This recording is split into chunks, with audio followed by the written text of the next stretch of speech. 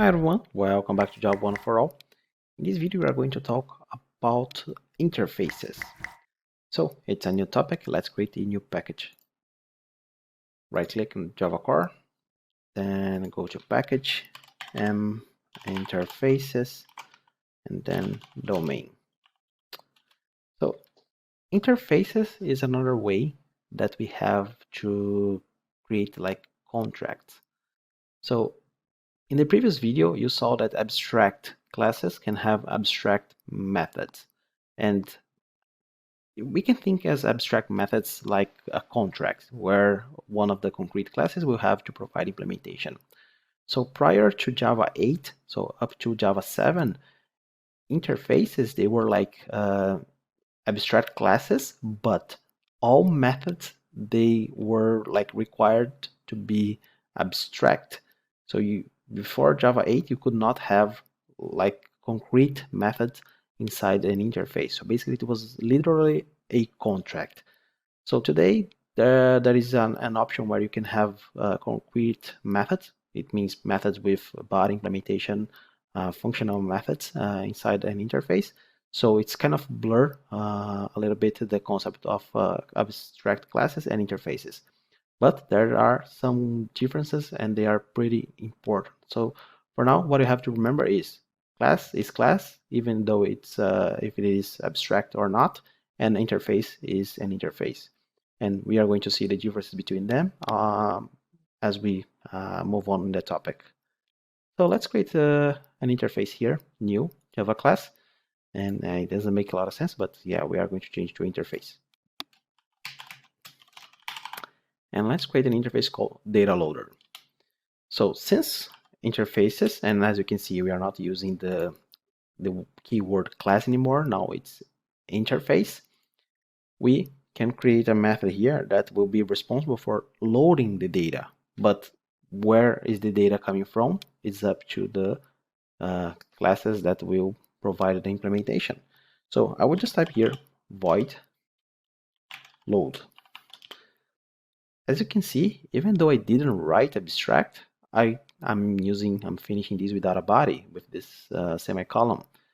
And if I try to add here public and abstract, you will notice that IntelliJ will tell me that this is redundant. So by default, all methods that you write in an interface will be considered public and abstract by default. So that's why you can remove and leave it like this, and this method is still public and abstract. So since we are still getting started, let's leave both of them here. Okay, so now we have an interface, and the purpose of interfaces is to be implemented.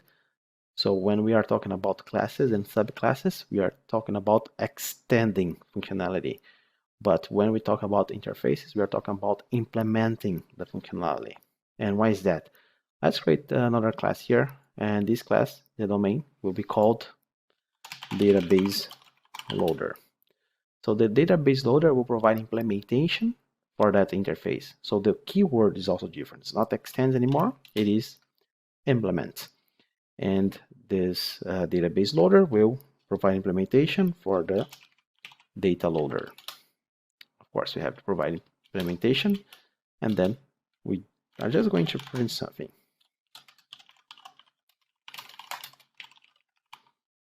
And we are going to create another one. And let's call this class file loader. Cool. Same thing, can provide implementation and then just print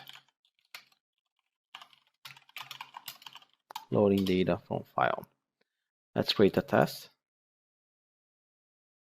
package, then test, and then a class data loader test 01.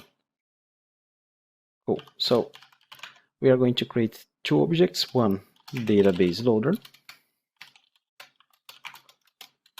So if you want to create faster reference variables, you can just start with new, and then you type the object that you want, in this case file loader, and then after you finish, you press Alt Enter, introduce local variable.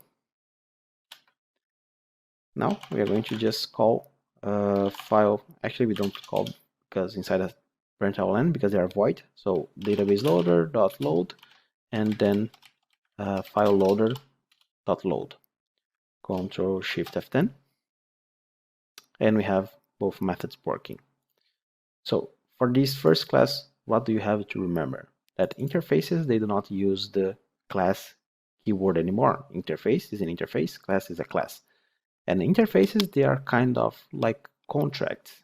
In the beginning, it was a contract. Now it's a bit blurred, but you still can think about interfaces as contracts. And then to provide implementation, you should use the keyword implement, not extends anymore. And then you just follow the same rule for abstract methods. You have to provide implementation in the first class that's concrete. So what happens if you have abstract class implementing the data loader? Well, you probably guessed right, because it is abstract and it will inherit the abstract method. It does not need to provide implementation. So if I do this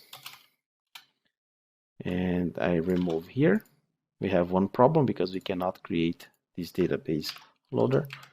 But as you can see, it just works. It's not giving compilation errors. So rolling back. Cool. So that's everything that I want to tell you. Let's continue in the next video. Bye.